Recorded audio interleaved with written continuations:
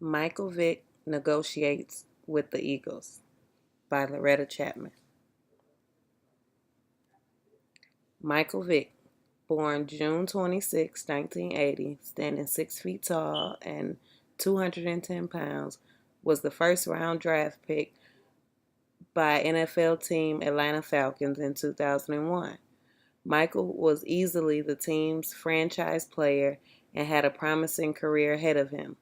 His career was cut short, however, due to being charged and convicted for his role in a dogfight scandal. He served 23 months in federal prison for his conviction and was released in 2009. Shortly after his release, Vick was allowed to rejoin the NFL.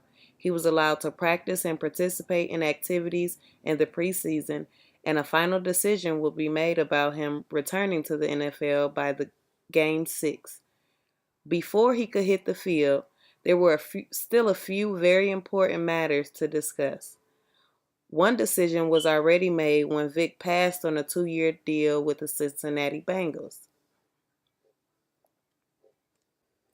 Michael Vick and the Eagles sat down to negotiate the terms of Vick's contract after returning for more than 2 seasons off. The Eagles coach showed extreme interest in Vick, but not as a replacement for their 2 star quarterbacks already on the roster. The Eagles wanted Vick as a third string quarterback to add to the roster. The two parties had different positions, and this is why a negotiation was needed. So, what were each party's position? Well, according to ESPN, the National Football Post, Andrew Bennett, and a host of other journalists, Michael and his team of managers and agents wanted a team with a solid image and reputation with the possibility to win a championship. Vick wanted a 1-year contract as well. He wanted the ability to come back and establish his career as well as adjust to playing for professional football again. He wanted a secure and stable starting quarterback position. He also wanted to be paid like a star quarterback. The Eagles, however, had a different position. They wanted Vick for a long-term contract. They wanted a third string quarterback and wanted to pay him as such. And they wanted to make sure that they were covered for the risk of signing such a risky quarterback. So they wanted to include an offset protection to their investment.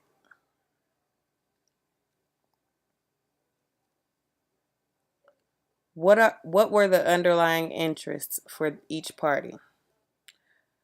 Vick wanted the option to be a free agent and take advantage of new offers that may surface after the first season. Vick figured once teams began to see that he is in shape and has gotten better, he will once again be able to make the type of money he wanted to.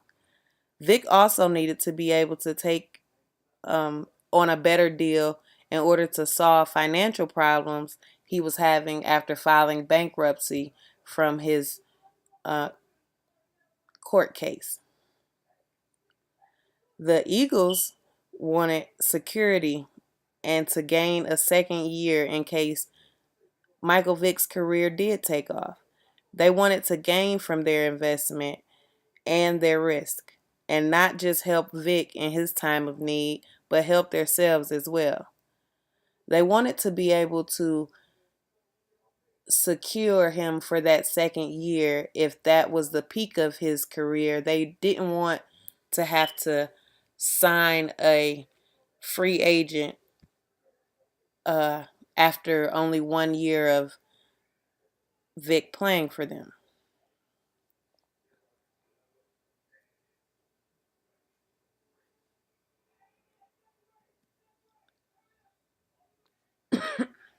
Excuse me. Negotiation techniques that were used throughout this negotiation include but are not limited to separating the people from the problem.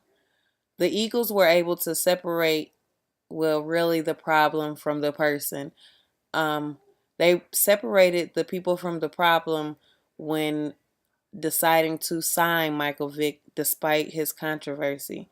They were able to put their differences aside about the person and focus on the task at hand, signing a key member to their team. BATNA. Both parties had their own BATNA. For the Eagles, they did not want to go under 2 years. For Michael Vick, he did not want to go over a year. Although their BATNAs did not agree with each other, they were able to come to an agreement in the end. Another technique that was used was the mutual benefit of both parties. They both understood that they were both benefiting from this endeavor, and they wanted to make sure that both parties were well taken care of. Negative emotions were also used in this negotiation when thinking about the risk that Michael Vick poses by playing for the Eagles. Objective criteria was also used when negotiating the price that Michael Vick would receive for playing for the Eagles.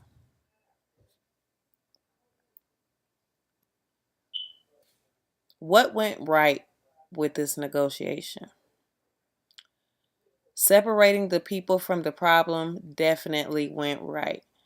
And this type of negotiation where one of the parties has a history, it is important to separate the people from the problem and not focus on the person's past. The Eagles were able to do this with excellence. They also were able to determine the underlying interest in both parties. Michael Vick was able to see that the Eagles didn't just want to secure him for 2 years because they thought it was a good idea. They wanted to make sure that their interests were covered as well. What went wrong with this negotiation? In my opinion, the only thing that went wrong in this negotiation was the haggling. They haggled for the price, they haggled for the years, they haggled for the offset, they haggled through the whole negotiation. Although it was not a lengthy negotiation, it was a very haggled field one. And I believe that they could have come to a better agreement faster without all of the haggling.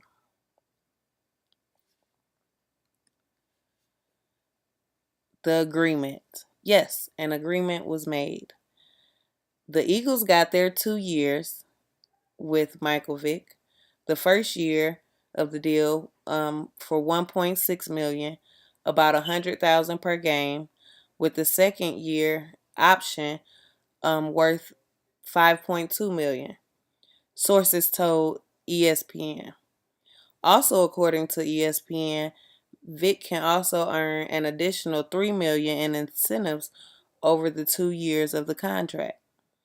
The second year also posed a $1 million guarantee and a 1.5 roster bonus. It also included a offset clause in case Michael Vick was traded or picked up by another team in the second year. This concludes my summary of the Michael Vick and Eagles negotiation.